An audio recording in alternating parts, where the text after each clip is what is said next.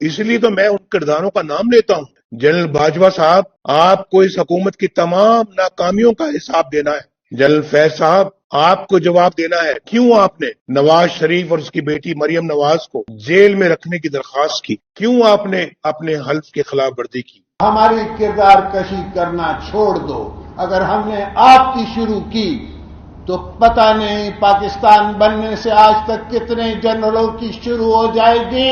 میرے جرنیلوں نے پاکستان کی تاریخ میں کتنی دفعہ آئین کو ذبح کیا ہے، جمہوریت کو ذبح کیا ہے. لہذا فوج کو فوری طور پر اپنی پوزیشن واضح کرنی چاہیے.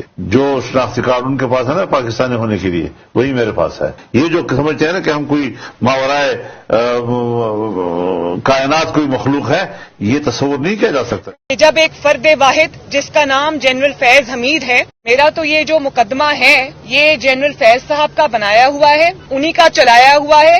مجھے بتائیں کہ فوجی جرنیل جو شب خون مارتے ہیں، جو مارشل لا لگاتے ہیں، یہ کون ہیں؟ یہ پاکستان کے ٹھیکیدار ہیں. یہ ہر معاملے میں کود پڑتے ہیں. یہ اپنے ڈومین میں کیوں نہیں رہتے؟ یہ اپنے دائرے میں کیوں نہیں رہتے؟ یہ کیوں حکومتی اداروں کے اندر جو ہے نا وہ آ کے قدم رکھتے ہیں؟ کیوں کارگل کا ایک شوشہ چھوڑتے ہیں کہ جب مشرقی پاکستان ٹوٹا تو کون پاکستان کا حکمران تھا؟ فوجی ٹولہ. برباد کر چکا ہوں اس پاکستان کو، تباہ کر دیا اس پاکستان کو، لہولہان کر دیا پاکستان کو. خراب کریں یہ فوج کے جنرل. نواز شریف آپ پاکستان تم ٹھیک کرو. ہمارے سارے سماج دشمن عناصر ان ایجنسیوں کی پیرول پہ ہیں. ہمارے ملک کے تمام بدماش سماج دشمن عناصر جناب اسپیکر ہماری ایجنسیوں کی پیرول پہ ہیں. اور ابھی نندن کی کیا بات کرتے ہیں؟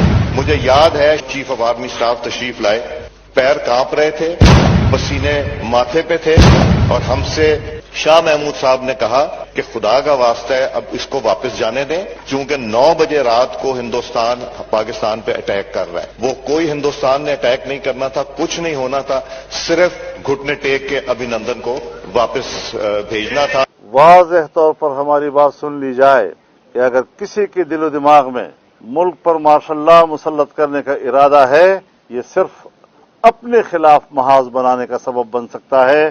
دفاع کے لیے 250 ارب رکھا گیا ہے، جو بجٹ میں اس وقت ان کی ایلوکیشن ہوئی ہے ان کے اوپر ان کا حق نہیں بنتا.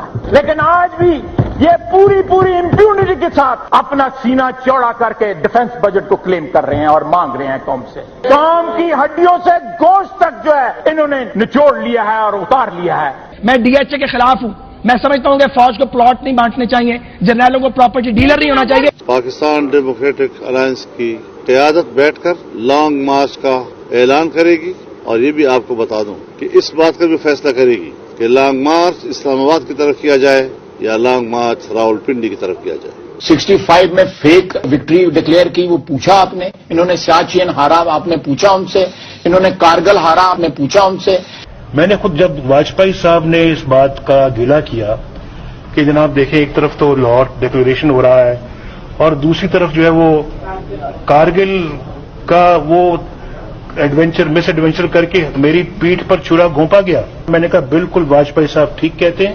کوئی سیاستدان، کوئی حکمران اس وقت تک ملکی خزانہ نہیں لوٹ سکتا، اس وقت تک وہ کرپشن نہیں کر سکتا جب تک کہ پاکستان کی اسٹیبلشمنٹ اور بیوروکریسی اس کو سپورٹ نہ کر رہی ہو. جب تک ہماری اسٹیبلشمنٹ اور بیوروکریسی سیاستدانوں کے کرپشن کے لیے ماحول نہیں بناتی، ان کو اس پر آمادہ نہیں کرتی، اس کی ترغیب نہیں دیتی، اس کا لالچ اس کو نہیں دیتی، سیاستدان خود اکیلے کبھی بھی کرپشن نہیں کر سکتا.